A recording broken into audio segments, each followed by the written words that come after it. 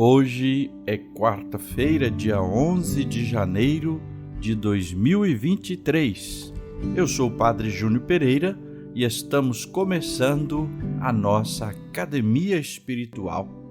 Louvado seja nosso Senhor Jesus Cristo, para sempre seja louvado. Salve Maria, Mãe da Misericórdia. Estamos na quarta-feira da primeira semana do tempo comum. Disse Santo Agostinho no livro das suas Confissões: Criaste-nos, Senhor, para ti, e o nosso coração está inquieto enquanto não descansar em ti.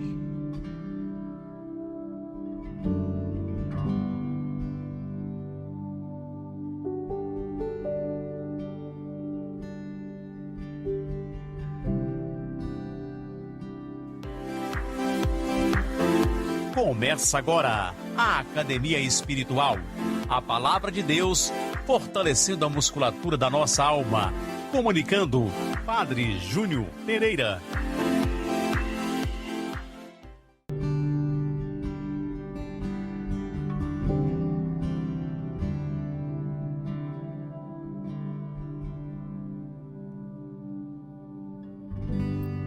O texto do Evangelho proposto para nossa meditação é de São Marcos, no capítulo 1, versículos 29 a 39, continuação do capítulo que nós já estávamos meditando ontem.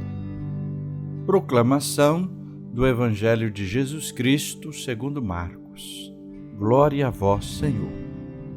Naquele tempo, Jesus saiu da sinagoga e foi com Tiago e João para a casa de Simão e André. A sogra de Simão estava de cama, com febre, e eles logo contaram a Jesus. E ele se aproximou, segurou sua mão e ajudou-a a levantar-se. Então a febre desapareceu e ela começou a servi-los. À tarde, depois do pôr do sol, levaram a Jesus todos os doentes e os possuídos pelo demônio. A cidade inteira se reuniu em frente da casa. Jesus curou muitas pessoas de diversas doenças e expulsou muitos demônios. E não deixava que os demônios falassem, pois sabiam quem ele era. De madrugada, quando ainda estava escuro, Jesus se levantou e foi rezar num lugar deserto. Simão e seus companheiros foram à procura de Jesus. Quando o encontraram, disseram: "Todos estão te procurando." Jesus respondeu: "Vamos a outros lugares, às aldeias da redondeza. Devo pregar também ali, pois foi para isso que eu vim." E andava por toda a Galiléia, pregando em suas sinagogas e expulsando os demônios. Palavra da salvação, glória a vós, Senhor.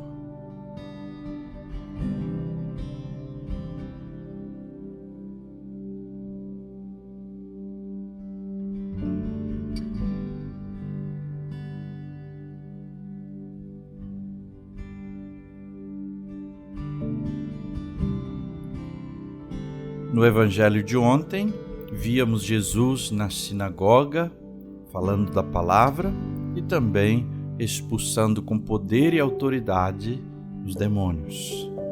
Jesus agora sai da sinagoga e vai para a casa de Pedro. Mas sua vida não é outra. Ele não estava lá na sinagoga sendo de Deus e agora vivendo outra vida. Ele continua a agir para salvar, para libertar e para anunciar o Evangelho. Do culto para a ação em favor dos necessitados e sempre na comunhão com o Pai. Assim nós podíamos resumir o texto do Evangelho de hoje. Repito, do culto para a ação em favor dos necessitados e sempre na comunhão com o Pai. Jesus curou a sogra de Pedro, devolvendo-lhe a capacidade de viver. Ela estava com febre há acamada. O gesto desta mulher, depois de ser curada, é que chama a atenção. Muitas pessoas são ainda hoje objetos da misericórdia de Jesus e não são capazes de se colocarem a servir aos outros. Servir aos outros. A atitude desta mulher é a melhor maneira de mostrar gratidão a Deus. Um ponto que precisamos sempre pensar quando lemos textos do Evangelho e vemos Jesus fazendo milagres. Jesus não faz milagres para aparecer, para ganhar fama. Seus milagres estão sempre em função do reino de Deus, de revelar a graça, de convidar as pessoas a corresponder ao amor que Deus tem para com elas, de mostrar que o tempo novo da vida e da salvação chegou com ele. Vamos voltar a Santo Agostinho, tomando aqui o seu pensamento e a sua reflexão a partir deste texto da cura da sogra de Pedro. E também destas tantas curas e libertações que Jesus realiza depois do entardecer. Santo Agostinho diz assim: o gênero humano está enfermo, afetado, não por uma doença corporal, mas pelos seus pecados. Para curar este moribundo, o médico onipotente desceu do céu à terra.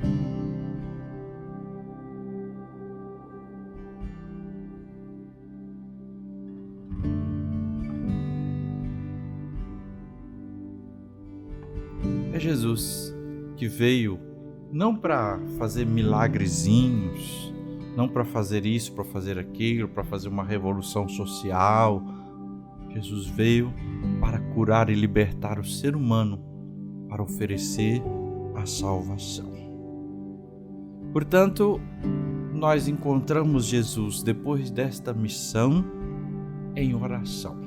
E este é um segundo tema, um grande tema do Evangelho de hoje.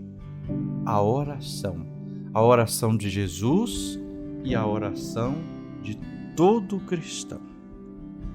Percebamos, o cansaço físico não impedia Jesus de orar. Ele trabalhou, ele foi na sinagoga de manhã, ele foi para a casa de Pedro, ele curou, ele atendeu multidão de pessoas, de doentes e de possessos, e de madrugada ele se levanta para orar. Levantou-se de madrugada depois de um dia intenso de trabalho. Jesus dava grande importância à oração.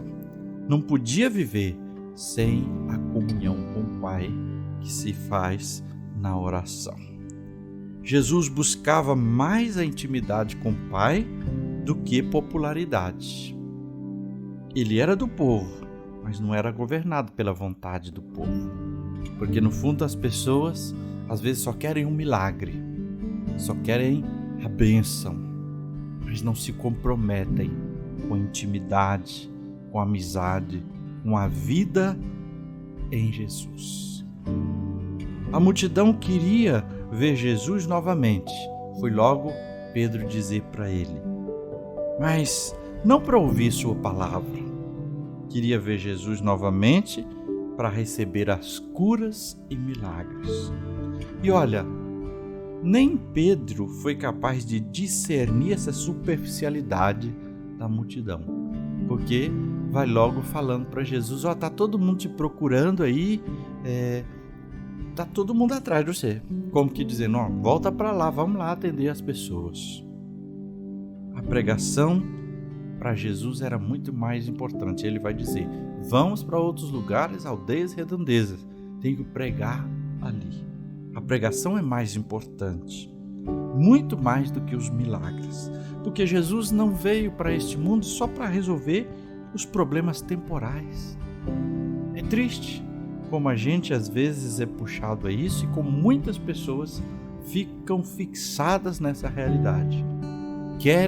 Procuram a Deus só para resolver problemas temporais, mas não para salvar. Essa é a realidade. Muitas vezes nós procuramos a Deus, procuramos a Jesus, fazemos novena, fazemos isso, fazemos aquilo, só para resolver as questões temporais, mas não para que sejamos salvos. Pergunto para você, quantas vezes você pediu ao Senhor para te libertar de um pecado que constantemente você cai, de um vício que toma conta do seu coração? Quantas vezes você pediu ao Senhor para de fato você conseguir perdoar uma pessoa que te magoou muito? Quantas vezes você pediu para o Senhor uma virtude? Talvez algumas, talvez nenhuma. Nós queremos mais Jesus para resolver nossos problemas temporais do que para a salvação. E Ele veio, não foi para resolver esses problemas. Ele veio para nos salvar, para nos ensinar a buscar a vida eterna.